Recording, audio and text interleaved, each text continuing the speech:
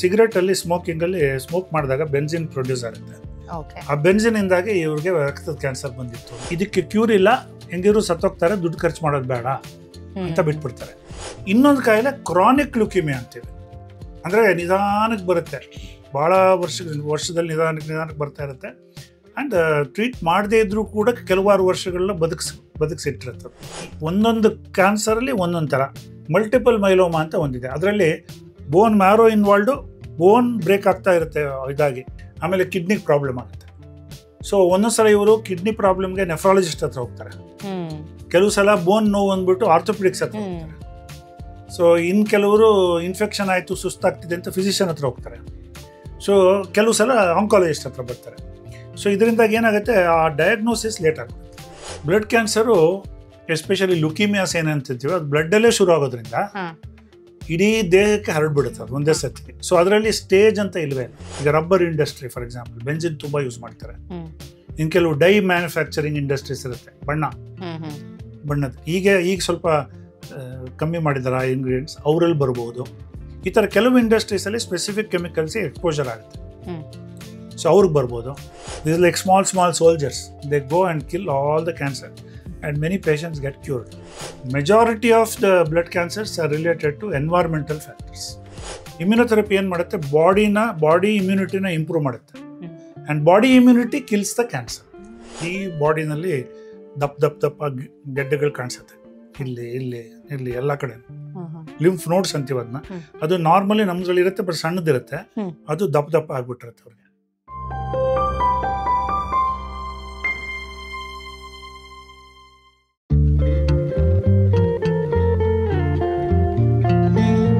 ನಮಸ್ತೆ, ನೀವು ನೋಡ್ತಿದ್ದೀರಾ ವಿಜಯ ಕರ್ನಾಟಕ. ನಾನು ರಕ್ಷಾ ಕೋಟ್ಯಾನ್. ಹಿಂದೆ ಎಲ್ಲ ಕ್ಯಾನ್ಸರ್ ಅಂದ್ರೆ ತುಂಬಾ ಜನ ಭಯ ಪಡ್ಕೊಳ್ತಾ ಇದ್ರು, ಯಾಕಂದ್ರೆ ಕ್ಯಾನ್ಸರ್ ಅನ್ನುವಂಥದ್ದು ತುಂಬಾ ರೇರ್ ಆಗಿ ಬರುವಂತ ಒಂದು ಡಿಸೀಸ್ ಆಗಿತ್ತು. ಆದ್ರೆ ಇವಾಗ ಕ್ಯಾನ್ಸರ್ ತುಂಬಾ ಕಾಮನ್ ಆಗ್ಬಿಟ್ಟಿದೆ. ಆದ್ರೆ ಈ ಒಂದು ಕ್ಯಾನ್ಸರ್ಗಳಲ್ಲೂ ನಾವು ನೋಡೋದಾದ್ರೆ ಬ್ಲಡ್ ಕ್ಯಾನ್ಸರ್ ಅನ್ನುವಂಥದ್ದು ತುಂಬಾ ಜನ ಇವಾಗ್ಲೂ ಕೂಡ ಬ್ಲಡ್ ಕ್ಯಾನ್ಸರ್ ಅಂತ ಹೇಳ್ಬಿಟ್ಟು ಭಯ ಪಡುವಂತ ಸಿಚುವೇಶನ್ ಈಗಲೂ ಕೂಡ ಇದೆ. ಹಾಗಿದ್ರೆ ಈ ಬ್ಲಡ್ ಕ್ಯಾನ್ಸರ್ ಅಂದ್ರೆ ಏನು, ಇದು ಯಾವ ಕಾರಣಕ್ಕೆ ಬರುತ್ತೆ, ಇದಕ್ಕೆ ಟ್ರೀಟ್ಮೆಂಟ್ ಯಾವ ರೀತಿಯಾಗಿ ಇರುತ್ತೆ ಅನ್ನೋದ್ರ ಬಗ್ಗೆ ಹೆಚ್ಚಿನ ಮಾಹಿತಿನ ತಿಳಿಸ್ಕೊಡೋದಕ್ಕೆ ಇವತ್ತು ನಮ್ಮ ಜೊತೆ ಇದ್ದಾರೆ doctor Radheshyam Nayak, consultant medical oncologist, haematologist and bone marrow transplant physician, Samprada hospital. Doctor, ಕಾರ್ಯಕ್ರಮಕ್ಕೆ ಸ್ವಾಗತ. ಡಾಕ್ಟರ್, ಇವಾಗ ಈ ಬ್ಲಡ್ ಕ್ಯಾನ್ಸರ್ ಬಗ್ಗೆ ನಾವು ಹೇಳೋದಾದ್ರೆ, ಬೇರೆ ಕ್ಯಾನ್ಸರ್, ಈಗ ಕ್ಯಾನ್ಸರ್ ಅಂದ ತಕ್ಷಣ ತುಂಬಾ ಜನ ಭಯ ಪಡುವಂಥದ್ದು ಕಾಮನ್ ಆಗಿರುತ್ತೆ. ಆದ್ರೆ ಎಕ್ಸಾಕ್ಟ್ಲಿ ಹೇಳಬೇಕು ಅಂದ್ರೆ ಈ ಬ್ಲಡ್ ಕ್ಯಾನ್ಸರ್ ಅಂದ್ರೆ ಏನು, ಇದು ಯಾವ ಕಾರಣಕ್ಕೆ ಉಂಟಾಗುತ್ತೆ? ನಾವು ಯಾವುದನ್ನ ಬ್ಲಡ್ ಕ್ಯಾನ್ಸರ್ ಅಂತ ಹೇಳ್ತೀವಿ, ಅದನ್ನ ನಾವು ನಮ್ಮ ಮೆಡಿಕಲ್ ಟರ್ಮ್ ಅಲ್ಲಿ ಹಿಮೆಟೊಲಾಜಿಕಲ್ ಕ್ಯಾನ್ಸರ್ಸ್ ಅಂತ ಹೇಳ್ತೀವಿ. ಇದರಲ್ಲಿ ರಕ್ತದಲ್ಲಿ ಬರುವಂತ ಕಾಯಿಲೆಗಳ ಜೊತೆ ಲ್ಯುಕೀಮಿಯಾಸ್ ಅಂತೀವಿ ನಾವು, ಅದನ್ನ ರಕ್ತಕ್ಕೆ ಬರುವಂತ ಕಾಯಿಲೆಗಳು. ಕೆಲವು ಕಾಯಿಲೆಗಳು ಲಿಂಫ್ ನೋಡ್ಸ್ ಅಂತ ಬೇರೆ ಕಡೆ ಇರೋದು, ದಪ್ಪಕ್ಕಾಗಿ ರಕ್ತಕ್ಕೆ ಬರದೇ ಇರ್ಬೋದು ಅದು, ಬಟ್ ಅದನ್ನು ನಾವು ಲಿಂಫೋಮಾಸನ್ನು ಹಿಮೆಟೊಲಾಜಿಕಲ್ ಕ್ಯಾನ್ಸರ್ಸ್ ಅಂತಾನೆ ಕರಿತೀವಿ. ಜೊತೆಗೆ ಕೆಲವು ಕ್ಯಾನ್ಸರ್ಸು ಮಲ್ಟಿಪಲ್ ಮೈಲೋಮಾ ಅಂತ ಎಕ್ಸಾಂಪಲ್ಲು, ಅದು ಬೋನ್ ಮ್ಯಾರೋಗ್ ಬರುತ್ತೆ ಬಟ್ ರಕ್ತಕ್ಕೆ ಬರೋಲ್ಲ. ಸೊ ರಕ್ತಕ್ಕೆ ಬರೋದನ್ನ ಲ್ಯುಕೀಮಿಯಾಸ್ ಅಂತೀವಿ, ಬೋನ್ ಮ್ಯಾರೋಗ್ ಬರೋದನ್ನ ಮಲ್ಟಿಪಲ್ ಮೈಲೋಮಾ ಒಂದು ಕ್ಯಾನ್ಸರು, ಮತ್ತೆ ಲಿಂಫೋಮಾ ಬೇರೆ ಕಡೆ ಬರುತ್ತೆ. ಈ ತರ ಇಷ್ಟನ್ನು ನಾವು ರಕ್ತದ ಕ್ಯಾನ್ಸರ್ ಜೊತೆಗೆ ಸೇರಿಸ್ತೀವಿ. ಓಕೆ. ಸೊ ಈ ಇಷ್ಟು ಟೈಪ್ಸ್ ಇದೆ ರಕ್ತದ ಕ್ಯಾನ್ಸರ್. ಡಾಕ್ಟರ್, ಈ ಬ್ಲಡ್ ಕ್ಯಾನ್ಸರ್ ಬರೋದಕ್ಕೆ ಕಾರಣ ಏನು? ಖಚಿತವಾಗಿ ಕಾರಣಗಳು ಗೊತ್ತಾಗಿಲ್ಲ. ಒಂದೊಂದು ಕ್ಯಾನ್ಸರ್ಗೆ ಒಂದೊಂದು ರೀತಿ ಕಾರಣಗಳನ್ನ ಮಾಡಿದ್ದಾರೆ. ಬಟ್ ವಿವರವಾಗಿ ಬ್ರಾಡ್ ಆಗಿ ಹೇಳಬೇಕು ಅಂತ ಹೇಳಿದ್ರೆ, ಎನ್ವೈರ್ಮೆಂಟಲ್ ಟಾಕ್ಸಿನ್ಸ್, ಈಗ ಬೆಂಜಿನ್, ರಬ್ಬರ್ ಇಂಡಸ್ಟ್ರಿನಲ್ಲಿ ಬೆಂಜಿನ್ ಯೂಸ್ ಮಾಡ್ತಾರೆ. ಆ ಬೆಂಜಿನ್ಗೆ ಎಕ್ಸ್ಪೋಜರ್ ಆದವ್ರಿಗೆ ಈ ರಕ್ತದ ಕ್ಯಾನ್ಸರ್ಗಳು ಬಂದಿದೆ, ಅಕ್ಯೂಟ್ ಮೈಲಾಯ್ಡ್ ಲ್ಯುಕೀಮಿಯಾ ಅಂತ. ಕೆಲವುದು ರೇಡಿಯೇಷನ್, ಈಗ ಬೇರೆ ಕಾಯಿಲೆಗೆ ನಾವು ರೇಡಿಯೇಷನ್ ಥೆರಪಿ ಕೊಟ್ಟಿದ್ರೆ ಕೆಲವ್ರಿಗೆ ಅದರಿಂದಾಗಿ ಲ್ಯುಕೀಮಿಯಾಸ್ ಬರುತ್ತೆ, ಎಫೆಕ್ಟ್ ಆಗುತ್ತೆ. ಕೆಲವ್ರಿಗೆ exposure to sunlight also is radiation, ಅದರಿಂದಾನೂ ಬರ್ಬೋದು ಕೆಲವ್ರಿಗೆ ಫೆಮಿಲಿಯಲ್ ಪ್ರಿಡಿಸ್ಪೋಸಿಷನ್ ಅಂತ ಇರುತ್ತೆ, ಕೆಲವು ಜೀನ್ಸ್ ಸ್ವಲ್ಪ ಚೇಂಜಸ್ ಇರುತ್ತೆ, ಅದರಿಂದ ಕ್ಯಾನ್ಸರ್ ಬರ್ಬೋದು. ಇದ್ರ ಜೊತೆಗೆ ಕೆಲವು obesity, environmental pollution, lot of environmental pollution we are seeing, water pollution. ಒಂದು ಹಳ್ಳಿನಲ್ಲಿ 3 ಜನ ಪೇಷಂಟ್ಸು ಲ್ಯುಕೀಮಿಯಾ ಜೊತೆ ಬಂದರು ಒಂದೇ ಕಡೆಯಿಂದ, ಸುತ್ತಮುತ್ತಲು ಮನೆ ಇರೋದವರು. ಒಂದು ಹಳ್ಳಿಯದು ಬಾವಿನಿಂದ ಅವರು ನೀರು ಕುಡಿತಾ ಇದ್ರು. ಆಮೇಲೆ ನಮ್ಗೆ ಗೊತ್ತಾಯ್ತು ದಟ್ ಹತ್ರದಲ್ಲೇ ಒಂದು ಇಂಡಸ್ಟ್ರಿ ಇದೆ, ಅವರು ಪೊಲ್ಯೂಷನ್, ಗ್ರೌಂಡ್ ವಾಟರ್ ಪೊಲ್ಯೂಷನ್ ಆಗ್ಬಿಟ್ಟಿದೆ ಅಂತ. ಸೊ ಈ ಥರ ಈ ಇಂಡಸ್ಟ್ರಿಯಲೈಸೇಷನ್ ಆದ್ಮೇಲಿಂದ ಈ ಲುಕೀಮಿಯಾ ತುಂಬ ಜಾಸ್ತಿ ಆಗ್ಬಿಟ್ಟಿದೆ because of exposure to chemicals and all. ಇದ್ರ ಜೊತೆಗೆ ಸ್ಮೋಕಿಂಗ್. ನಮ್ಮರೊಬ್ಬರು ಡಾಕ್ಟರ್ ಇದ್ರು, ತುಂಬ ಸೀನಿಯರ್ ಡಾಕ್ಟ್ರು. ಅವರು ಸಿಕ್ಕಾಪಟ್ಟೆ ಸ್ಮೋಕ್ ಮಾಡೋರು. ನಾವು ಯಾವಾಗ್ಲೂ ಇವ್ರಿಗೆ ಲಂಗ್ ಕ್ಯಾನ್ಸರ್ ಬರೋದು ಗ್ಯಾರಂಟಿ ಅಂತ ನಮಗೂ ಪ್ರೊಫೆಸರ್ ಅಂದ್ಕೊಳ್ತಾ ಇದ್ವಿ. ಅವ್ರಿಗೆ ಕೊನೆಗೆ ನೋಡಿದ್ರೆ ಅಕ್ಯೂಟ್ ಮೈಲಾಯ್ಡ್ ಲ್ಯೂಕೇಮಿಯಾ, ಬ್ಲಡ್ ಕ್ಯಾನ್ಸರ್ ಬಂತು. ಆಮೇಲೆ ನಾವು ತೆಗೆದು ಬುಕ್ಗಳೆಲ್ಲ ಓದಿದ್ಮೇಲೆ ಬೆನ್ಸಿನ್, ಸಿಗರೆಟಲ್ಲಿ ಸ್ಮೋಕಿಂಗಲ್ಲಿ ಸ್ಮೋಕ್ ಮಾಡಿದಾಗ ಬೆನ್ಸಿನ್ ಪ್ರೊಡ್ಯೂಸ್ ಆಗುತ್ತೆ. ಆ ಬೆನ್ಸಿನಿಂದಾಗಿ ಇವ್ರಿಗೆ ರಕ್ತದ ಕ್ಯಾನ್ಸರ್ ಬಂದಿತ್ತು ಅಂತ ಗೊತ್ತಾಯ್ತು. ಸೊ ಈ ಥರ smoking also is related to some extent to the blood cancer. ಕೆಲವು ಕ್ಯಾನ್ಸರ್ಸ್. ಈಗ ತಂದೆ ತಾಯಿಯಿಂದ ಮಕ್ಕಳಿಗೆ ಈ ರೀತಿಯಾಗಿ ಬ್ಲಡ್ ಕ್ಯಾನ್ಸರ್ ಬರೋ ಚಾನ್ಸಸ್ ಇರುತ್ತಾ? ಈ ಟ್ರಾನ್ಸ್ಮಿಷನ್ ಯಾವ ಥರ ಆಗುತ್ತೆ ಅಂತ ಹೇಳಿದ್ರೆ ಕ್ಯಾನ್ಸರ್ ಸಸೆಪ್ಟಿಬಿಲಿಟಿ ಜೀನ್ ಅಂತೀವಿ ನಾವು. ಅಂದರೆ ನಿಮ್ಮ ಜೀನ್ಸು ಕ್ಯಾನ್ಸರ್ ಪ್ರೊಡ್ಯೂಸಿಂಗ್ ಏಜೆಂಟ್ಸ್ಗೆ ಎಕ್ಸ್ಪೋಸ್ ಆದರೆ ನಿಮಗೆ ಕ್ಯಾನ್ಸರ್ ಬರುತ್ತೆ. But if you do not get exposed ಬರದೇ ಇರ್ಬೋದು. ಅದಕ್ಕೆ ಏನಾಗುತ್ತೆ, ಕೆಲವ್ರ ಮಕ್ಕಳಿಗೆ, ಒಂದೇ ಅಪ್ಪ ಅಮ್ಮಂಗೆ ಕೆಲವು ಮಕ್ಳಿಗೆ ಬರುತ್ತೆ, ಕೆಲವ್ರ ಮಕ್ಳಿಗೆ ಬರಲ್ಲ. Environment exposure important. ಮತ್ತು ಆ ಸಸೆಪ್ಟಿಬಿಲಿಟಿ ಜೀನ್ಸ್ ಎಲ್ಲಿಂದ ಬಂತು? ಈಗ ಅಪ್ಪನಿಂದ ಬರೋಂಗಿದ್ರೆ, ಅಮ್ಮ ನಾರ್ಮಲ್ ಜೀನ್ಸ್ ಇದ್ದರೆ ಒಂದೊಂದ್ಸಲ ಡೈಲ್ಯೂಟ್ ಆಗಿಬಿಡುತ್ತೆ, ಆವಾಗ ಅವ್ರು ಕ್ಯಾನ್ಸರ್ ಬರೋಲ್ಲ. ಇಬ್ಬರು ಆಗುತ್ತೆ ಅಂತ ಇಟ್ಕೊಳ್ಳಿ ಸಸೆಪ್ಟಿಬಿಲಿಟಿ, ಆವಾಗ ಚಾನ್ಸಸ್ ಜಾಸ್ತಿ. ಹೀಗೆ it can run in families also, but very small percentage. Majority of the blood cancers are related to environmental factors. Okay, ಅಂದ್ರೆ ಬೇರೆ ಬೇರೆ ಫ್ಯಾಕ್ಟರ್ಸ್ಗಳಾಗಿರ್ಬೋದು. Benzene, smoking, environment pollution, radiation, ಈ ಥರದಕ್ಕೆ it is related. Doctor, types of blood cancer ಬಗ್ಗೆ ಹೇಳಿ. ಇದು ಒಂದು ಪರ್ಸನ್ ಇಂದ ಇನ್ನೊಂದು ಪರ್ಸನ್ಗೆ ವೇರಿ ಆಗುತ್ತಾ, ಹೇಗೆ? ನಾವು ಬ್ಲಡ್ ಕ್ಯಾನ್ಸರ್ಸ್ನ ಟೈಪ್ ಮಾಡುವಾಗ classical blood cancers we call as leukaemia, ಅದು ಒಂದು ಟೈಪು. ಬರೀ ಲಿಂಫೋನೋಡ್ಸ್ ಅಲ್ಲಿ ಇದ್ದು ಬ್ಲಡ್ಗೆ ಬರದೇ ಇರೋದಕ್ಕೆ ಲಿಂಫೋಮಾಸ್ ಅಂತೀವಿ ನಾವು. ಅದು ಒಂದು ರೀತಿ ಬ್ಲಡ್ ಕ್ಯಾನ್ಸರ್ ಅಂತಾನೆ ತಗೋತೀವಿ. ಹೇಳಿದಂಗೆ ನಾನು ಬೋನ್ ಮ್ಯಾರೋಗೆ ಹೋಗಿ ರಕ್ತಕ್ಕೆ ಬರಲ್ಲ, ಅದಕ್ಕೆ ನಾವು ಮಲ್ಟಿಪಲ್ ಮೈಲೋಮಾ ಅಂತ ಒಂದು ಕಾಯಿಲೆ ಇದೆ. ಸೊ ಈ ಥರ. ಆ್ಯಂಡ್ ರಕ್ತಕ್ಕೆ ಬರೋದ್ರಲ್ಲಿ ನಮ್ಮದ್ರಲ್ಲಿ ಅಕ್ಯೂಟ್ ಲುಕೀಮಿಯಾ ಅಂತೀವಿ. ಅಂದರೆ ಸಡನ್ನಾಗಿ ಬರುತ್ತೆ, ಕ್ವಿಕ್ಕಾಗಿ ಟ್ರೀಟ್ ಮಾಡಿದ್ರೆ ಕ್ಯೂರ್ ಆಗ್ಬೋದು, ಟ್ರೀಟ್ ಮಾಡದೇ ಆದರೆ ಪೇಷಂಟ್ ಹೊರಟೋಗ್ಬಿಡುತ್ತೆ. ಇದನ್ನು ಅಕ್ಯೂಟ್ ಲುಕೀಮಿಯಾ ಅಂತೀವಿ. ಅಂದರೆ ಬಂದ್ಬಿಡ್ತು, ಒಳ್ಳೆ ಸಿಡ್ಲು ಹೊಡೆದಂಗೆ ಬಂದ್ಬಿಟ್ಟಿರುತ್ತೆ ಅದು. ಇವತ್ತು ನಾರ್ಮಲ್ಲು, ನಾಳೆ ನೋಡಿದ್ರೆ ಪೇಷಂಟು ಈ ಥರ ಆಗ್ಬಿಟ್ಟಿರ್ತಾರೆ. ಇದು ಒಂದು ಥರದ ಕಾಯಿಲೆ. ಇನ್ನೊಂದು ಕಾಯಿಲೆ ಕ್ರಾನಿಕ್ ಲುಕೀಮಿಯಾ ಅಂತೀವಿ. ಅಂದರೆ ನಿಧಾನಕ್ಕೆ ಬರುತ್ತೆ, ಭಾಳ ವರ್ಷದಲ್ಲಿ ನಿಧಾನಕ್ಕೆ ಬರ್ತಾ ಇರುತ್ತೆ. ಆ್ಯಂಡ್ ಟ್ರೀಟ್ ಮಾಡದೇ ಇದ್ರೂ ಕೂಡ ಕೆಲವಾರು ವರ್ಷಗಳನ್ನ ಬದುಕಿಸಿಟ್ಟಿರುತ್ತೆ. ಡಯಾಬಿಟಿಸ್ ಥರ ಫಾರ್ ಎಕ್ಸಾಂಪಲ್, ಅದು ಜಾಸ್ತಿ ಬಾಡಿಗೆ ಡ್ಯಾಮೇಜ್ ಮಾಡಲ್ಲ. ಈ ಅಕ್ಯೂಟ್ ಲುಕೀಮಿಯಾಸಲ್ಲಿ ನಾವು ಚಿಕ್ಕವರಲ್ಲಿ, ಮಕ್ಕಳಲ್ಲಿ ಅಕ್ಯೂಟ್ ಲಿಂಫೋಬ್ಲಾಸ್ಟಿಕ್ ಲುಕೀಮಿಯಾ ಅಂತ ಬರುತ್ತೆ. ದೊಡ್ಡವರಲ್ಲಿ ಅಕ್ಯೂಟ್ ಮೈಲಾಯ್ಡ್ ಲುಕೀಮಿಯಾ ಅಂತ ಬರುತ್ತೆ, which is very dangerous.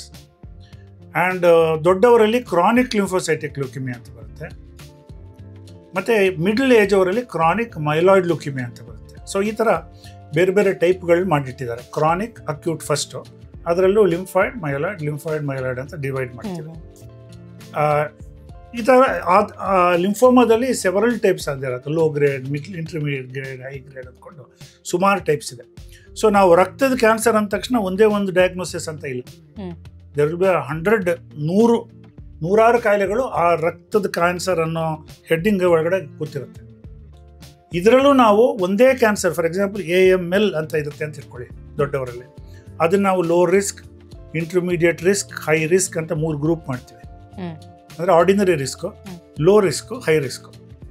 So ನಾವು ಟ್ರೀಟ್ಮೆಂಟ್ ಕೊಡೋವಾಗ್ಲೂ ಈ ರಿಸ್ಕ್ ಯಾವುದು ಅಂತ ನೋಡ್ಕೊಂಡು ಕೊಡ್ತೀವಿ.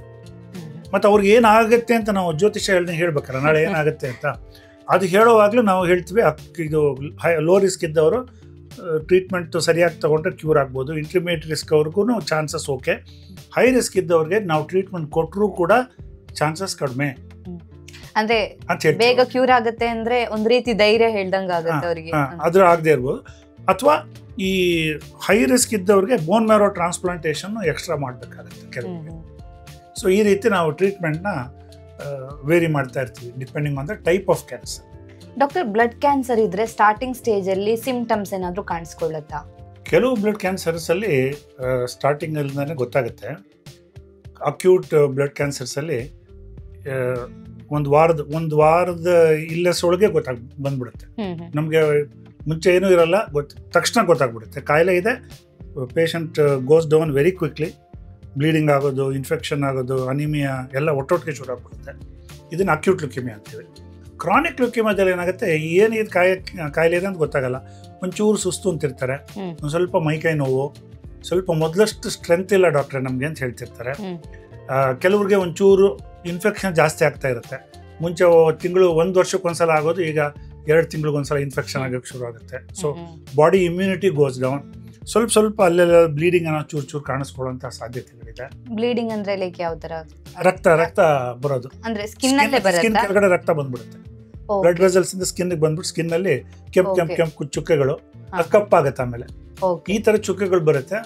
ಸೊ ಅದನ್ನ ನಾವು ಡರ್ಮಟೊಲಾಜಿಕಲ್ ಬ್ಲೀಡಿಂಗ್ ಅಂತ ಹೇಳ್ತೀವಿ ನಾವು, ಸ್ಕಿನ್ ಬ್ಲೀಡಿಂಗ್. ಸೊ ಆ ಥರದ್ದೆಲ್ಲ ಬರ್ಬೋದು.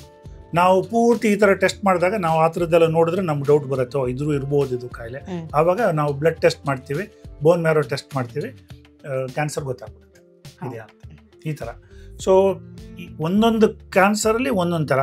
ಮಲ್ಟಿಪಲ್ ಮೈಲೋಮಾ ಅಂತ ಒಂದಿದೆ, ಅದರಲ್ಲಿ ಬೋನ್ ಮ್ಯಾರೋ ಇನ್ವಾಲ್ವ್ಡು, ಬೋನ್ ಬ್ರೇಕ್ ಆಗ್ತಾ ಇರುತ್ತೆ, ಇದಾಗಿ bone will be eaten away.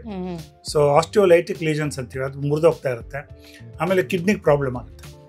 So ಒಂದೊಂದ್ಸಲ ಇವರು ಕಿಡ್ನಿ ಪ್ರಾಬ್ಲಮ್ಗೆ ನೆಫ್ರಾಲಜಿಸ್ಟ್ ಹತ್ರ ಹೋಗ್ತಾರೆ, ಕೆಲವು ಸಲ ಬೋನ್ ನೋವು ಅಂದ್ಬಿಟ್ಟು ಆರ್ಥೋಪೆಡಿಕ್ಸ್ ಹತ್ರ ಹೋಗ್ತಾರೆ.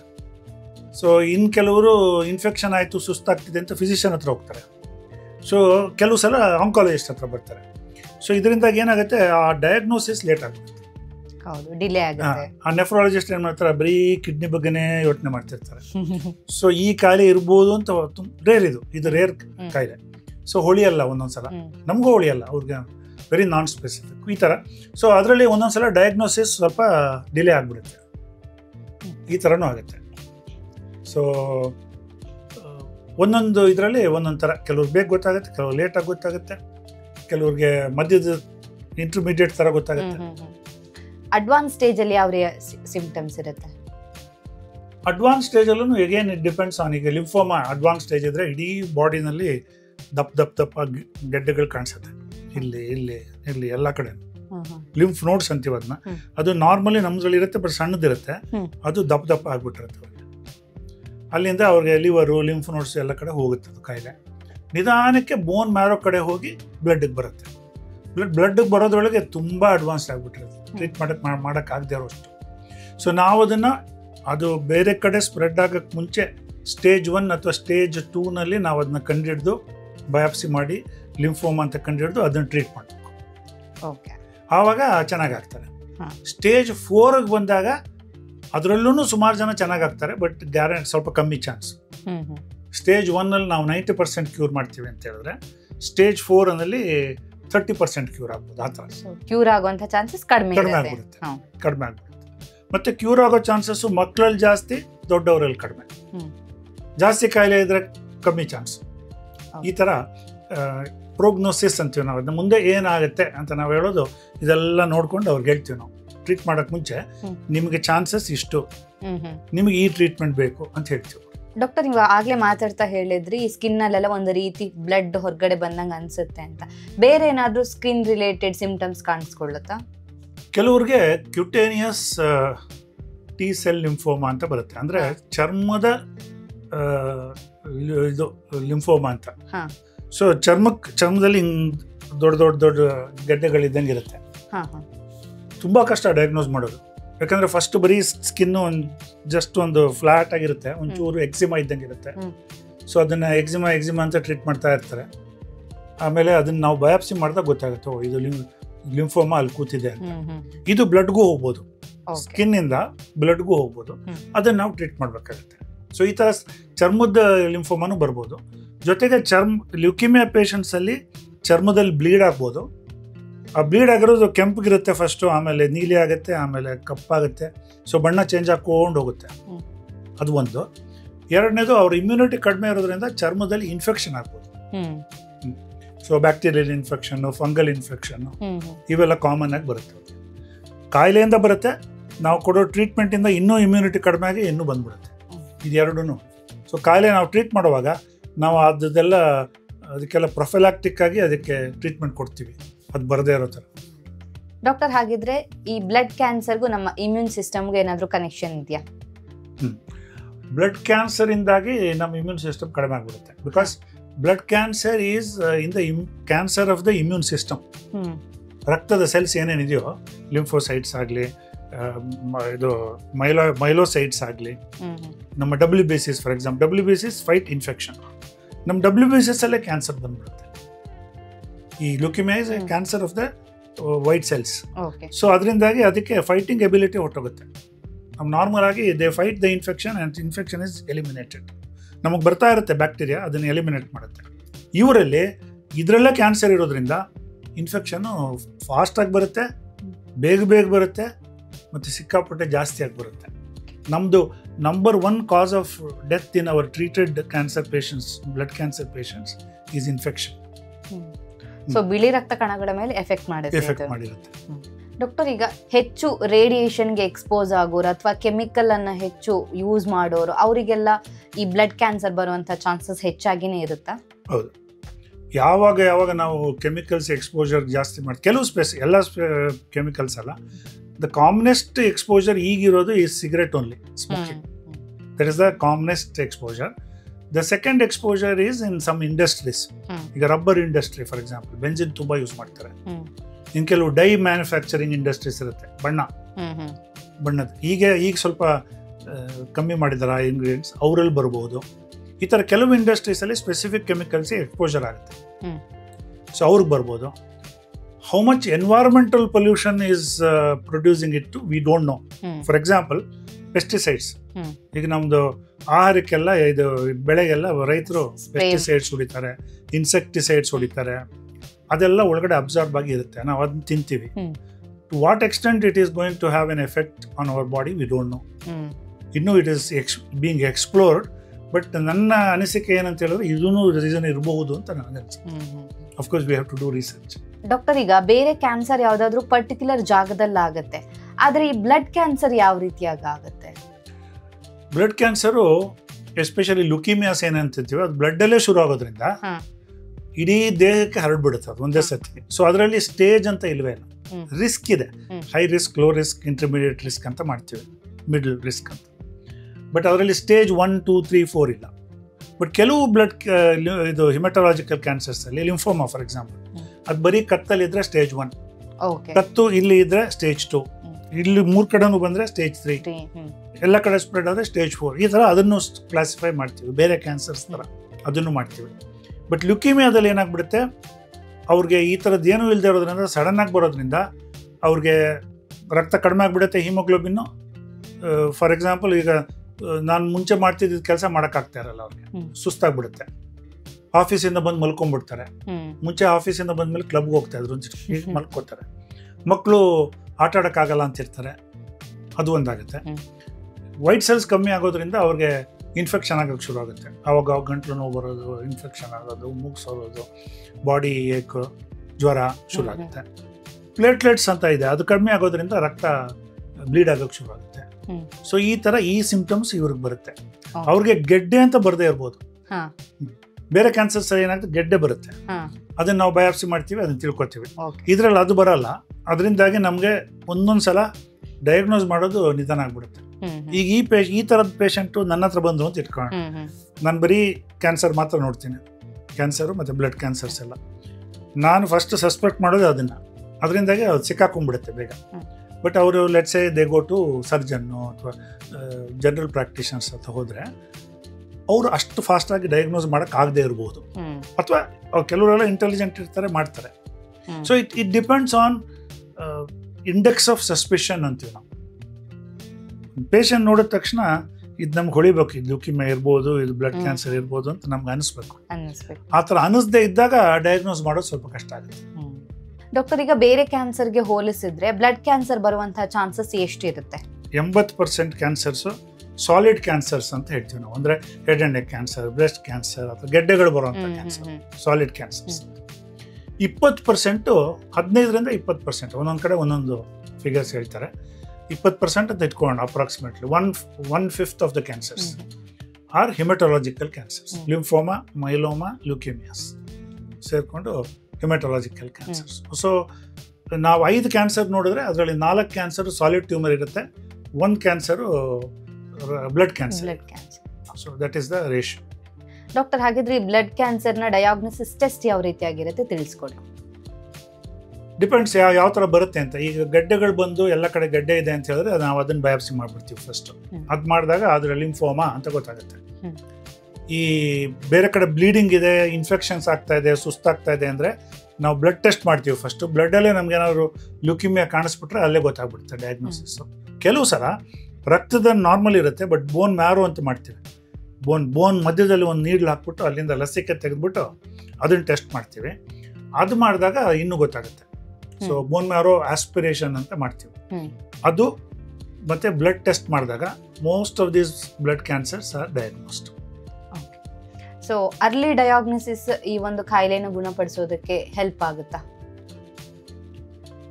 ಅಕ್ಯೂಟ್ ಲ್ಯೂಕಿಮಿಯಾಸ್ ಅಲ್ಲಿ early diagnosis is not possible, ಯಾಕಂದ್ರೆ ನಿಮ್ಗೆ ಟೈಮೇ ಇರಲ್ಲ. 1 ವಾರ 10 ದಿನದಲ್ಲಿ ಬಂದ್ಬಿಟ್ಟಿರ್ತದೆ. ಕ್ರಾನಿಕ್ ಲ್ಯೂಕಿಮಿಯಾಸ್ ಅಲ್ಲಿ ಕೆಲವು ಸಲ ಮಿಸ್ ಆಗುತ್ತೆ, ಅದನ್ನು ನಾವು ಅರ್ಲಿ ಡಯಾಗ್ನೋಸಿಸ್ ಮಾಡ್ಬೋದು. ಆ್ಯಂಡ್ ಕೆಲವು ಇದನ್ನ ಪ್ರಿವೆಂಟ್ ಮಾಡ್ಬೋದು. For example, you don't smoke ಅಂತ ಇಟ್ಕೊಳ್ಳಿ, your chances of getting blood cancers come down. You are not expose to benzene ಅಂತ ಇಟ್ಕೊಳ್ಳಿ, ಚಾನ್ಸಸ್ ಆರ್ ಕಮಿಂಗ್ ಡೌನ್. ನೀವು ರೆಗ್ಯುಲರ್ ಆಗಿ ಬ್ಲಡ್ ಟೆಸ್ಟ್ ಮಾಡಿ ಕಂಡುಹಿಡಿತಾ ಇದ್ರೆ the chances will be less, at least chronic leukaemias. So ಈ ಥರ it depends. But solid cancers ಅಲ್ಲಿ ನಾವು ಹೇಗೆ ಸ್ಕ್ರೀನ್ ಮಾಡೋದು, ಇದೆಯೋ ಇಲ್ವೋ ನೋಡೋದು, ಸಣ್ಣದಾಗಿದ್ದಾಗಲೇ ಕಂಡುಹಿಡಿದ್ಬಿಟ್ಟು ಅದನ್ನು ಕ್ಯೂರ್ ಮಾಡೋದು, those things are now very difficult in blood cancers. Blood cancer ಅಲ್ಲಿ ಟ್ರೀಟ್ಮೆಂಟೇ main important, prevention is difficult. ಹಾಗಿದ್ರೆ ಡಾಕ್ಟರ್ ಟ್ರೀಟ್ಮೆಂಟ್ ಬಗ್ಗೆ ತಿಳಿಸ್ಕೊಡಿ. Treatment it depends on our diagnosis, but major treatment for any of these lymphomas, myeloma or leukaemias is drug treatment. ಅದನ್ನು ನಾವು chemotherapy ಇರ್ಬೋದು. Chemotherapy ಅಂದರೆ ನಾವು ಕೆಮಿಕಲ್ಸ್ ಕೊಡ್ತೀವಿ, these chemicals go and kill the cancer cells. ಇದು chemotherapy.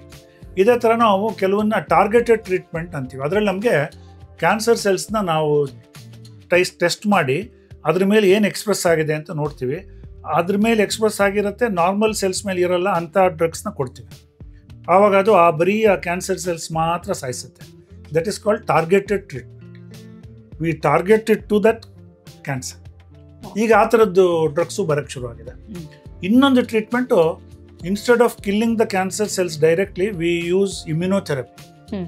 Immunotherapy ಏನು ಮಾಡುತ್ತೆ, body ಇಮ್ಯುನಿಟಿನ ಇಂಪ್ರೂವ್ ಮಾಡುತ್ತೆ. And body immunity kills the cancer. It's called immunotherapy. ಈ ಥರ lot of new drugs also have come. ಇದರಿಂದಾಗಿ ಮುಂಚೆ ನಾವು ಸುಮಾರು ಕಳ್ಕೊಳ್ತಾ ಇದ್ದಿದ್ದ ಪೇಷಂಟ್ಸ್ನೆಲ್ಲ ಈಗ ಕ್ಯೂರ್ ಮಾಡ್ತೀವಿ. Of course our numbers of cancers have increased because of lifestyle, environmental pollution ಎಲ್ಲನೂ, but cure also has increased.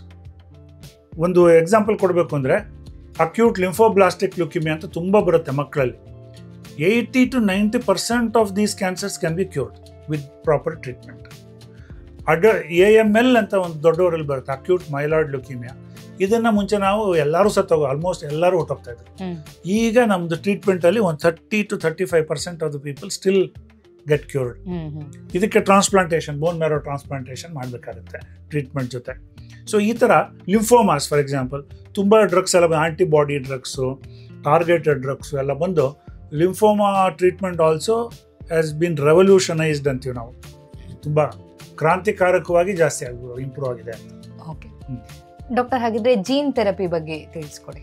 Gene therapy ಕ್ಯಾನ್ಸರ್ಗಾಗಿ ಅಷ್ಟು ಇಂಪ್ರೂವ್ ಆಗಿಲ್ಲ. ಹಿಮೋಫೀಲಿಯಾ ಆ ಥರದ್ದು ಅಂದರೆ ಒಂದು ಜೀನ್ ಪ್ರಾಬ್ಲಮ್, ಒಂದು ಜೀನ್, ಆ ಜೀನಲ್ಲಿ ನಾವು ರೀಪ್ಲೇಸ್ ಮಾಡ್ಬೋದು. This is gene therapy. ಅದನ್ನ ಇದುವರೆಗೂ ಕ್ಯಾನ್ಸರ್ಗೆ ಬಂದಿಲ್ಲ. ಬಟ್ ಏನು ಬಂದಿದೆ ಅಂತ ಹೇಳಿದ್ರೆ CAR-T ಸೆಲ್ ಥೆರಪಿ ಅಂತ ಹೇಳ್ತೀವಿ. CAR-T ಸೆಲ್ ಥೆರಪಿ ಇದರಲ್ಲಿ ಏನು ಮಾಡ್ತೀವಿ, ನಿಮ್ಮ ಪೇಷಂಟ್ದು ಬಾಡಿಯಲ್ಲಿರುವಂಥ ಲಿಂಫೋಸೈಟ್ಸ್ನ ತೆಗಿತೀವಿ ಹೊರಗಡೆ. ಅದನ್ನ we genetically engineer that. Genetic ಇದು ಮಾಡ್ಬಿಟ್ಟು ಜೀನ್ಸ್ ಎಲ್ಲ ಹೆಚ್ಚು ಕಮ್ಮಿ ಮಾಡಿ ಜೀನ್ ಎಡಿಟಿಂಗ್ ಮಾಡ್ತೀವಿ. And those lymphocytes express factors which can kill the cancer cells focused ಆಗಿ. ಸೊ ಅದನ್ನ ಜಾಸ್ತಿ ಮಾಡಿಬಿಟ್ಟು ಎಕ್ಸ್ಪ್ಯಾಂಡ್ ಮಾಡಿ ಬಾಡಿಗೆ ಕೊಟ್ಬಿಡ್ತೀವಿ. This is like small soldiers. They go and kill all the cancer and many patients get cured. ಇದನ್ನ CAR T cell therapy. This also has become very popular. ಇದ್ರ ಜೊತೆಗೆ ಬೋನ್ ಮ್ಯಾರೋ ಟ್ರಾನ್ಸ್ಪ್ಲಾಂಟೇಶನ್ ಅಂತ ಮಾಡ್ತೀವಿ. That is high dose chemotherapy ಕೊಟ್ಟು ಕ್ಯಾನ್ಸರ್ನ ಸಾಯಿಸ್ಬಿಡ್ತೀವಿ. ಅದ್ ಮಾಡಿದಾಗ body cells bone ಮ್ಯಾರೋನು ಸತ್ತೋಗ್ಬಿಡುತ್ತೆ. But ಅದಕ್ಕೆ ಮುಂಚೆನೆ ನಾವು ಅದು ಇನ್ನೊಬ್ರು ಬೋನ್ ಮ್ಯಾರೋದನ್ನ ಅವ್ರಿಗೆ ಕೊಡ್ತೀವಿ ವಾಪಸ್. ಡೋನರ್ ಮ್ಯಾಚ್ಡ್ ಡೋನರ್ ಇರ್ತಾರೆ, ಆ ಡೋನರ್ ತೆಗೆದು ಅವ್ರಿಗೆ ಕೊಡ್ತೀವಿ. ಲೈಕ್ ಡೋನರ್ ಇಂದ ಏನು ಬೋನ್ಸ್ ಇಲ್ಲ, ಅವ್ರದ್ದು ಲಿಂಫೋಸೈಡ್ ಇದನ್ನೇ ತೆಗಿತೀವಿ, ಬೋನ್ ಮ್ಯಾರೋ ಸ್ಟೆಮ್ ಸೆಲ್ಸ್ ತೆಗಿತೀವಿ. ಲೈಕ್ ಅದ್ರ ಒಳಗಡೆ ಈಗ ಬೋನ್ ನ ಒಳಗಡೆ ಇರುವಂತ ಸೆಲ್ಸ್ ಅದನ್ನ ನಾವು ಬ್ಲಡ್ ಬರೋ ತರ ಮಾಡಿ ಆಮೇಲೆ ಬ್ಲಡ್ ಇಂದ ಕಲೆಕ್ಟ್ ಮಾಡ್ಕೊಂಡು ಕೊಟ್ಬಿಡ್ತೀವಿ. ಓಕೆ, ಸೊ ಆ ಟ್ರಾನ್ಸ್ಪ್ಲಾಂಟ್ ಯಾವ ರೀತಿಯಾಗಿರುತ್ತೆ ಡಾಕ್ಟರ್? ಅದರ ಪ್ರೊಸೀಜರ್ ಬಗ್ಗೆ ಹೇಳೋದಾದ್ರೆ ಟ್ರಾನ್ಸ್ಪ್ಲಾಂಟ್ ಅಲ್ಲಿ 3 ಇಂಪಾರ್ಟೆಂಟ್. ಒಂದು, ಹೈ ಡೋಸ್ ಕೀಮೋಥೆರಪಿ ಕೊಟ್ಟು ಕ್ಯಾನ್ಸರ್ ಸೆಲ್ಸ್ನ ಫಸ್ಟ್ ಸಾಯಿಸ್ಬೇಕು ನಾವು.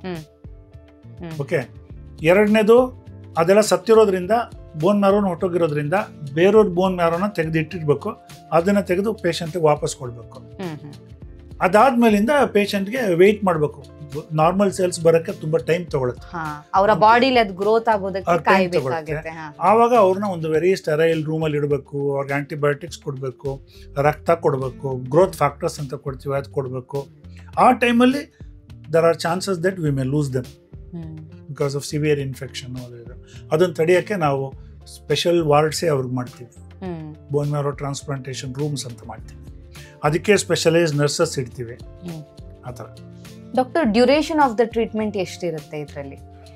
ಈಗೇನು ಇಟ್ ಡಿಪೆಂಡ್ಸ್. ಈಗ ಮಕ್ಕಳಲ್ಲಿ ALL ಅಂತ ಬಂದರೆ ನಾವು 6 months 5 to 6 months aggressive treatment ಕೊಡ್ತೀವಿ. ತುಂಬ ಹೈ ಡೋಸ್ ಕೀಮೋಥೆರಪಿ ಅದು ಇದೆಲ್ಲ ಕೊಡ್ತೀವಿ. ಆಮೇಲಿಂದ we give 2 years of low dose oral treatment ಮನೆಯಲ್ಲೇ ತಗೋತಾರೆ. ಅದನ್ನ ಮೇಂಟೆನೆನ್ಸ್ ಟ್ರೀಟ್ಮೆಂಟ್ ಅಂತ ಹೇಳ್ತೀವಿ ನಾವು. 2 ವರ್ಷ. ಸೊ ಈ ಅಕ್ಯೂಟ್ ಲಿಂಫೋಬ್ಲಾಸ್ಟಿಕ್ ಲ್ಯೂಕೇಮಿಯಾ 2 ರಿಂದ 3 ವರ್ಷದ ತನಕ ಟ್ರೀಟ್ಮೆಂಟ್ ಕೊಡ್ತೀವಿ. ಅದೇ AML ಅಂತ ಬರುತ್ತೆ, ಅಕ್ಯೂಟ್ ಮೈಲಾಯ್ಡ್ ದೊಡ್ಡವರಲ್ಲಿ. ಅವರಲ್ಲಿ ಒಂದು 3 ತಿಂಗಳು ಟ್ರೀಟ್ಮೆಂಟ್ ಮುಗಿದ್ರೆ ಟ್ರಾನ್ಸ್ಪ್ಲಾಂಟ್ ಮಾಡಿಬಿಟ್ರೆ 4-5 ತಿಂಗಳಲ್ಲಿ ಟ್ರೀಟ್ಮೆಂಟ್ ಮುಗೀತು. ಕ್ಯೂರ್ ಆದರೆ ಅಷ್ಟರಲ್ಲಿ ಕ್ಯೂರ್ ಆಗ್ತಾರೆ. ಅವ್ರೇನಾದರೂ ಸತ್ತೋಗ್ಬೇಕು ಅಂತ ಹೇಳಿದ್ರೆ ಅಷ್ಟರೊಳಗೆ ಹೊಟ್ಟೋಗ್ತಾರೆ. ಸೊ ಅಷ್ಟರೊಳಗೆ ಮುಗಿದೋಗ್ಬಿಡುತ್ತೆ. ಕೆಲವು ಇದರಲ್ಲಿ ಮಲ್ಟಿಪಲ್ ಮೈಲೋಮಾ ಅಂತ ಇನ್ನೊಂದಿದೆ, ಅದರಲ್ಲೂ ಹಾಗೆ ಒಂದು 18 ವೀಕ್ಸ್ 4.5 months ಟ್ರೀಟ್ಮೆಂಟ್ ಕೊಡ್ತೀವಿ, ಆಮೇಲೆ ಟ್ಯಾಬ್ಲೆಟ್ ಹಾಕಿಬಿಟ್ಬಿಡ್ತೀವಿ. ಕೆಲವರಲ್ಲಿ ಫಿಟ್ ಇದ್ದವರಲ್ಲಿ ಟ್ರಾನ್ಸ್ಪ್ಲಾಂಟು ಮಾಡ್ತೀವಿ. ಇದರಲ್ಲಿ ಈ ಥರ ಒಂದೊಂದು ಕಾಯಿಲೆಗೆ ಒಂದೊಂದು ಥರ ಟ್ರೀಟ್ಮೆಂಟ್ ಇರುತ್ತೆ. ಈ ಬ್ಲಡ್ ಕ್ಯಾನ್ಸರ್ಗೆ ಒಂದು ಟ್ರೀಟ್ಮೆಂಟ್ ಅಂತಿಲ್ಲ, ಯಾವ ಬ್ಲಡ್ ಕ್ಯಾನ್ಸರ್ ಯಾವ ಟ್ರೀಟ್ಮೆಂಟ್. ಸೊ ಆ ಟೈಪ್ಸ್ ಆಫ್ ಬ್ಲಡ್ ಕ್ಯಾನ್ಸರ್ನ ಮೇಲೆ ಆ ಟ್ರೀಟ್ಮೆಂಟ್ ಡಿಪೆಂಡ್ ಆಗಿರುತ್ತೆ ಅಂತ. ಸೊ ಆ ಟ್ರೀಟ್ಮೆಂಟ್ ಟೈಮಲ್ಲಿ ಎಷ್ಟು ಹುಷಾರಾಗಿರ್ಬೇಕು? ಈಗ ಟ್ರೀಟ್ಮೆಂಟ್ ಆಗ್ತಾ ಇದೆ ಅಂದಾಗ ಅವರು ಮಾಮೂಲಿಯಾಗಿ ಬೇರೆ ಥರನೇ ಓಡಾಡ್ಬೋದು, ಕೆಲಸ ಮಾಡ್ಬೋದಾ, ಹೇಗೆ? ಇಲ್ಲ, ಅವ್ರನ್ನ ತುಂಬ ಪ್ರೊಟೆಕ್ಟೆಡ್ ಎನ್ವೈರ್ಮೆಂಟ್ ಅಂತೀವಿ ನಾವು, ಆ ಥರ ಇಟ್ಕೋಬೇಕಾಗುತ್ತೆ. ಆಹಾರದಲ್ಲಿ ಸರ್ಟನ್ ಥಿಂಗ್ಸ್, ಹೋಟ್ಲಿಂದ ಅದನ್ನು ತಿನ್ನಂಗಿಲ್ಲ, ಅಲ್ಲಿಂದ ಪಕ್ಕದ ಮನೆಯಿಂದ ಇಲ್ಲಿಂದ ತಿನ್ನಂಗಿಲ್ಲ, ಫ್ರೆಶ್ ಆಗಿ ಮಾಡಿಬಿಟ್ಟು ತಿನ್ನಬೇಕಾಗುತ್ತೆ. ಕೆಲವು ಫ್ರೆಶ್ ಫ್ರೂಟ್ಸು ವೆಜಿಟೇಬಲ್ಸು ಕೆಲವರಲ್ಲಿ ತಗೋಬಾರ್ದು, ಲ್ಯೂಕಿಮಿಯಾ ಇದ್ದವರಲ್ಲಿ. ಈ ಥರ ಒಂದು ಆಹಾರದಲ್ಲಿ ರಿಸ್ಟ್ರಿಕ್ಟ್ ಮಾಡ್ತೀವಿ. ಅದೇ ಥರ ಅವ್ರನ್ನ ತುಂಬ ಜನ ಬಂದು ಅವ್ರನ್ನ ಮೀಟ್ ಮಾಡೋಂಗಿಲ್ಲ, ಇನ್ಫೆಕ್ಷನ್ ಆಗಿಬಿಡುತ್ತೆ ಅಂತ ಅದು ದೂರ ಇಡ್ತೀವಿ. ಆಮೇಲೆ ಅವ್ರನ್ನ ಇನ್ಫೆಕ್ಟ್ ಆದವ್ರು ಯಾರೂ ಹತ್ರ ಬರೋಂಗೇ ಇಲ್ಲ. ಅವ್ರದ್ದು ನಮ್ಮ ನರ್ಸಸ್ಗೆ ಅಥವಾ ನಮಗೇನೋ ಏನಾದ್ರು ಇನ್ಫೆಕ್ಷನ್ ಆದರೂ ನಾವು ದೂರ ಇದ್ಬಿಡ್ತೀವಿ, ಬೇರೆ ಡಾಕ್ಟ್ರ್ ಬಂದು ನೋಡ್ತಾರೆ ಅವ್ರನ್ನ. ಈ ಥರ ಎಲ್ಲ ಮಾಡಬೇಕು. ಕೆಲವು ಸಲ ಅವ್ರು ವ್ಯಾಕ್ಸಿನೇಷನ್ ಎಲ್ಲ ಕೊಟ್ಬಿಟ್ಟು ಇನ್ಫೆಕ್ಷನ್ ಆಗದೆ ಇರೋ ಥರ ಮಾಡ್ತೀವಿ. ಕೆಲವು ಗ್ರೋತ್ ಫ್ಯಾಕ್ಟರ್ಸ್ ಕೊಟ್ಟು ಇನ್ಫೆಕ್ಷನ್ ಕಮ್ಮಿ ಮಾಡ್ತೀವಿ. ಇದೆಲ್ಲ so they cannot lead A normal life during the treatment. Okay, so treatment ಟೈಮಲ್ಲಿ ತುಂಬಾ ಹುಷಾರಾಗಿರ್ಬೇಕು, ಮನೆಯವರು ಹುಷಾರು ಮಾಡಬೇಕು. ಸೊ ಈಗ ಅವರು ಟ್ರೀಟ್ಮೆಂಟ್ ತಗೊಂಡು ಈಗ ಮನೆಯಲ್ಲಿ ಇರ್ತಾರೆ ಅಂದಾಗ ಮನೆಯವರಿಗೆ ಅದು ಡೇಂಜರಸ್ ಅಂತ ಅನ್ಸುತ್ತಾ? ಯಾಕಂದ್ರೆ ಇನ್ಫೆಕ್ಷನ್ಸ್ ಆಗುತ್ತೆ ಅಂತ ಹೇಳಿದ್ರಲ್ವಾ.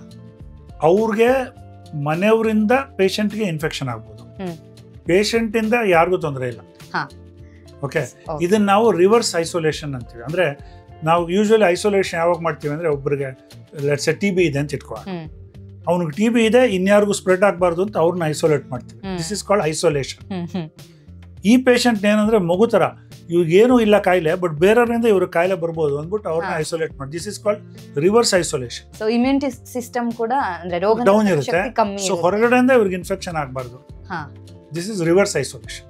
ಇದನ್ನ ಮಾಡ್ತೀವಿ ಇವ್ರಿಗೆ ಪೇಷಂಟ್.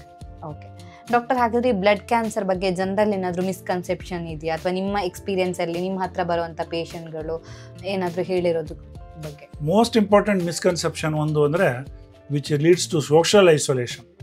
ಒಂದು 3-4 ಜನ ಪೇಷಂಟ್ಸ್ ಅಲ್ಲಿ ನಾನು ನೋಡಿದ್ದೀನಿ, is that they think this can spread to somebody else.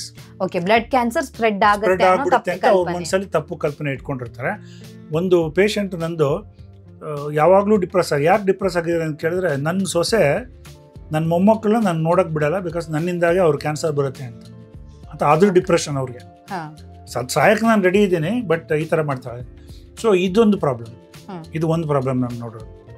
ಎರಡನೇ ಪ್ರಾಬ್ಲಮ್ಮು, ಇದಕ್ಕೆ ಕ್ಯೂರ್ ಇಲ್ಲ, ಹೆಂಗಿದ್ರು ಸತ್ತೋಗ್ತಾರೆ, ದುಡ್ಡು ಖರ್ಚು ಮಾಡೋದು ಬೇಡ ಅಂತ ಬಿಟ್ಬಿಡ್ತಾರೆ. These are the 2 major problems I have seen. ಅದರಿಂದಾಗಿ ಇದು ಜನಗಳಿಗೆ ಇದನ್ನು ತಿಳ್ಕೊಬೇಕು, that many of the at least blood cancers are curable and worth treating them ಅಂತ ಜನಗಳಿಗೆ ನಾವು ತಿಳುವಳಿಕೆ ಕೊಡಬೇಕಾಗುತ್ತೆ. ಡಾಕ್ಟರ್, ಈ ಬ್ಲಡ್ ಕ್ಯಾನ್ಸರ್ ಅಲ್ಲಿ ಸರ್ವೈವಲ್ ರೇಟ್ ಎಷ್ಟಿರುತ್ತೆ? Again depends. ಈಗ ALL ನಾವು ಪರ್ಸೆಂಟೇಜ್ ಅಂತ ಹೇಳ್ತೀವಿ. ಸರ್ವೈವಲ್ ಅಂದರೆ ನಮಗೆ ಕ್ಯೂರ್ ಅಂತ ಇಟ್ ಈಸ್ ಪಾಸಿಬಲ್ ಕ್ಯೂರ್. ಈ acute myeloid leukaemia in adults for example 30% get cured ಅಂತ ಲೆಕ್ಕ. ಅಂದರೆ ಅವ್ರು ದೇ ಆರ್ ಕ್ಯೂರ್ಡ್ ಫುಲ್ಲಿ. 70%ಗೆ ಕಾಯಿಲೆ ವಾಪಸ್ ಬರುತ್ತೆ, ಅಥವಾ ಬೇರೆ ಇನ್ಫೆಕ್ಷನ್ ಏನೋ ಆಗ್ಬಿಟ್ಟು ಅವ್ರು ತೀರ್ಕೋಬೋದು. ಸೊ 30%. ನಮ್ಮ ಹತ್ರ 10 ಜನ ಬಂದರೆ 3 ಜನ ಹೊಟ್ಟೋಗ್ತಾರೆ, 3 ಜನ ಚೆನ್ನಾಗಿ ಆಗ್ತಾರೆ, 7 ಜನ ಸತ್ತೋಗ್ತಾರೆ. ಇದು ಅಕ್ಯೂಟ್ AML. ALL ತೊಗೊಂಡ್ರೆ ನೀವು 7 ಜನ ಚೆನ್ನಾಗಿ ಆಗ್ತಾರೆ, 3 ಜನ ಸತ್ತೋಗ್ಬೋದು ಅಡಲ್ಟ್ಸ್. ಚಿಲ್ಡ್ರನಲ್ಲಿ 8 ಜನ 9 ಜನ ಸರಿ ಹೋಗ್ಬೋದು, ಒಬ್ಬರು ಸಾಯ್ಬೋದು. ಸೊ ಈ ಥರ ಒಂದೊಂದು ಕ್ಯಾನ್ಸರಲ್ಲಿ ಒಂದೊಂದು ಥರ ಇರುತ್ತೆ. ಮಲ್ಟಿಪಲ್ ಮೈಲೋಮಾ ಅಂತ ಒಂದು ಕಾಯಿಲೆ ಇದೆ, ಅದರಲ್ಲಿ ನೀವು ಕ್ಯೂರ್ ಮಾಡೋಕ್ಕಾಗಲ್ಲ, ಬಟ್ ವರ್ಷಗಟ್ಟಲೆ ಬದುಕಿರ್ತಾರೆ. ಟ್ರೀಟ್ಮೆಂಟ್ ತೊಗೋತಾರೆ, ಸ್ವಲ್ಪ ಸರಿ ಹೋಗುತ್ತೆ, ಮತ್ತು ಸ್ವಲ್ಪ ತೊಗೋತಾರೆ, ಬದುಕೊಂಡಿರ್ತಾರಂತೂ ಚೆನ್ನಾಗಿ, ಆಲ್ಮೋಸ್ಟ್ ಚೆನ್ನಾಗೇ ಬದುಕಿರ್ತಾರೆ. ನಂದು ಪೇಷಂಟು ಒಂದು 29 ವರ್ಷದಿಂದ ಇದ್ದಾರೆ ಪೇಷಂಟ್, ಬದುಕೊಂಡಿದ್ದಾರೆ. ಕಾಯಿಲೆ ಅವಾಗ ಸ್ವಲ್ಪ ಕಾಣಿಸ್ಕೊಳ್ಳುತ್ತೆ, ಅವಾಗ ಸರಿ ಅದನ್ನು ಮಟ್ಟ ಹಾಕ್ತೀವಿ ನಾವು, ಮತ್ತೆ ಬದುಕೊಂಡಿರ್ತೀವಿ. ಕಂಟ್ರೋಲ್ಡ್ ಆಗಿ. ಈ ಥರ ಕೆಲವು ಕ್ಯಾನ್ಸರ್ಗಳಿದೆ. ಕೆಲವು ಕ್ಯಾನ್ಸರ್ಸು ಕ್ಯೂರ್ ಆಯಿತು ಅಂದರೆ ಆಯಿತು, ಇಲ್ಲ ಸತ್ತೋಗ್ತಾರೆ ಅಂತಿದೆ. AML ಆ ಥರದ ಕಾಯಿಲೆ. ಲಿಂಫೋಮಾಸ್ ಅಂತ ಒಂದು ಕಾಯಿಲೆ ಇದೆ, ಅದು ಒಂದು 50% ಕ್ಯೂರ್ ಆಗ್ಬೋದು, ಆ ಥರನೂ ಇದೆ. ಡಾಕ್ಟರ್, ಹಾಗಿದ್ರೆ ಈ ಬ್ಲಡ್ ಕ್ಯಾನ್ಸರ್ ಬರದೇ ಇರೋ ಥರ ತಡೆಗಟ್ಟೋದಕ್ಕೆ ಸಾಧ್ಯ ಆಗೋದಿಲ್ವಾ? ಅಥವಾ ಏನಾದರೂ ಪ್ರಿಕಾಷನ್ಸ್ ಅನ್ನ ತಗೋಬಹುದಾ? ಮಾಡ್ಬೋದು ಆ್ಯಕ್ಚುಲಿ. ಕೆಲವನ್ನ ಮೋಸ್ಟ್ ಇಂಪಾರ್ಟೆಂಟ್ ಇಲ್ಲಿ exposure to the toxins. Unfortunately ಯಾವ ಟಾಕ್ಸಿನ್ ಎಲ್ಲಿದೆ ಅನ್ನೋದನ್ನ ಕಂಡುಹಿಡಿಯೋಕ್ಕೆ as an individual you are helpless. Governmental regulation is important ಇದರಲ್ಲಿ. ಈಗ ಫಾರ್ ಎಕ್ಸಾಂಪಲ್, ನೀರಲ್ಲಿ ಇದಕ್ಕಿಂತ ಜಾಸ್ತಿ ಟಾಕ್ಸಿನ್ಸ್ ಇರಬಾರ್ದು, ಅನ್ಟ್ರೀಟೆಡ್ ಇಂಡಸ್ಟ್ರಿಯಲ್ ಪೊಲ್ಯೂಟೆಂಟ್ಸ್ನ ನೀರಿಗೆ ಬಿಡಬಾರ್ದು. ಗಂಗಾ ಯಮುನಾ ಎಲ್ಲ completely contaminated with everything, human excreta plus chemicals everything. So ಇಂಥದ್ನೆಲ್ಲ ನಾವು governmental action only can. So if government really minds and control ಚೆನ್ನಾಗಿದ್ದರೆ many of these cancers can be prevented. ನಮ್ಮ ಕೈಲಿರೋದು smoking, ತುಂಬ ಇದಕ್ಕೆ ಹೋಗದೆ ಇರೋವಂಥದ್ದು, ಕೆಲವು ಇಂಡಸ್ಟ್ರೀಸಲ್ಲಿ ಕೆಲಸ ಮಾಡದೇ ಇರೋವಂಥದ್ದು, ಇದು ನಮ್ಮ ಕೈಲಿದೆ. ಕೊನೆಯದಾಗಿ ಏನು ಹೇಳಕ್ಕೆ ಇಷ್ಟಪಡ್ತೀರಾ ಡಾಕ್ಟರ್? ಅದೇ most important is 20% of cancers ರಕ್ತದ ಕ್ಯಾನ್ಸರ್ಸು, 20% ಸಿಗ್ನಿಫಿಕೆಂಟ್ ನಂಬರ್ಸ್. ನಮ್ಮ ದೇಶದ ಪಾಪ್ಯುಲೇಷನ್ ನೋಡಿದ್ರೆ ಸಿಕ್ಕಾಪಟ್ಟೆ ಜನ ಇದ್ದಾರೆ ಅದಕ್ಕೆ ಆ ಕಾಯಿಲೆ ಇರುವಂಥವ್ರು. And many of this cancers are curable. So ಅದರಿಂದಾಗಿ ಬಂದಾಗ ಹೆದರ್ಕೊಳ್ಳೋಂಥ ಅವಶ್ಯಕತೆ ಇಲ್ಲ. ಕರೆಕ್ಟಾಗಿರೋ ಸ್ಪೆಷಲಿಸ್ಟ್ ಹತ್ರ ಹೋಗ್ಬಿಟ್ಟು ಸರಿಯಾದ ಟ್ರೀಟ್ಮೆಂಟ್ ತೊಗೊಂಡ್ರೆ 70-80% chance that you will be cured. ಕೆಲವು ಕ್ಯಾನ್ಸರ್ಸ್ನ ಕ್ಯೂರ್ ಮಾಡೋಕ್ಕಾಗದೇ ಇದ್ದರೂ ವರ್ಷಗಟ್ಟಲೆ ಅದರಲ್ಲಿ 10 ವರ್ಷ 20 ವರ್ಷ 25 ವರ್ಷ ಬದುಕಿರುವಂಥ ಸಾಧ್ಯತೆಗಳಿದೆ, ಅದು ಮಾಡ್ಬೋದು. ನಮ್ಮ ಇವತ್ತಿನ ಕಾರ್ಯಕ್ರಮದಲ್ಲಿ ಬ್ಲಡ್ ಕ್ಯಾನ್ಸರ್ ಅಂದರೆ ಏನು, ಇದಕ್ಕೆ ಟ್ರೀಟ್ಮೆಂಟ್ ಯಾವ ರೀತಿಯಾಗಿರುತ್ತೆ, and based on the types of the blood cancer ಅದಕ್ಕೆ ಟ್ರೀಟ್ಮೆಂಟ್ ಇರುತ್ತೆ ಅನ್ನೋದನ್ನು ತಿಳಿಸ್ಕೊಟ್ಟಿದ್ದಾರೆ ಡಾಕ್ಟರ್ ರಾಧೇಶ್ಯಾಮ್ ಅವರು. Thank you so much doctor. ನೋಡಿದ್ರಲ್ವಾ, ಬ್ಲಡ್ ಕ್ಯಾನ್ಸರ್ ಅನ್ನುವಂಥದ್ದು ತುಂಬ ರೇರ್ ಆಗಿ ಬರುವಂಥದ್ದಾಗಿದ್ರೂ ಕೂಡ ಇದಕ್ಕೆ ಟ್ರೀಟ್ಮೆಂಟ್ ಇದ್ದೇ ಇರುತ್ತೆ. ಹಾಗಾಗಿ ಯಾರೂ ಕೂಡ ಇದನ್ನು ನೆಗ್ಲೆಕ್ಟ್ ಮಾಡಬಾರ್ದು. ಸೊ ಪ್ರಿಕಾಷನ್ಸ್ ಕೂಡ ತುಂಬಾ ಇಂಪಾರ್ಟೆಂಟ್ ಆಗಿರುತ್ತೆ ಅಂತ ಡಾಕ್ಟರ್ ತಿಳಿಸ್ಕೊಟ್ಟಿದ್ದಾರೆ. ಆರೋಗ್ಯಕ್ಕೆ ಸಂಬಂಧಿಸಿದಂಥ ಹೆಚ್ಚಿನ ವಿಡಿಯೋಗಳನ್ನು ನಮ್ಮ ವಿಜಯ ಕರ್ನಾಟಕ ಪೇಜ್ನಲ್ಲಿ ನೀವು ನೋಡಬಹುದು.